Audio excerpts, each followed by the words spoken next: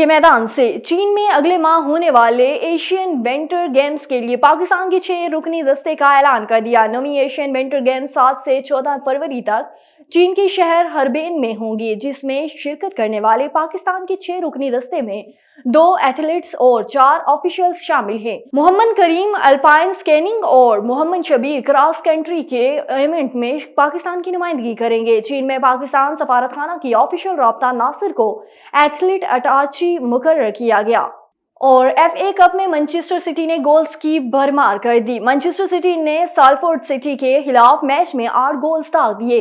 Manchester city की जानिब से जेम्स कमेटी ने हैट्रिक किया।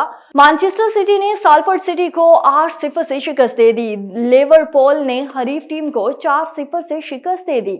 और भारतीय फास्ट बॉलर जसप्रीत बुमराह की चैंपियंस ट्रॉफी में शिरकत मशकूक हो गई। भारतीय फास्ट बॉलर जसप्रीत बुमराह की कमर में सोजन की तशखीस हुई है। बुमराह स्टेडनी टेस्ट में कमर की तकलीफ का शिकार हुए थे। भारत ने चैंपियंस ट्रॉफी के लिए स्काउट के नाम जमा कराने के वक्त में मोहलत मांग ली।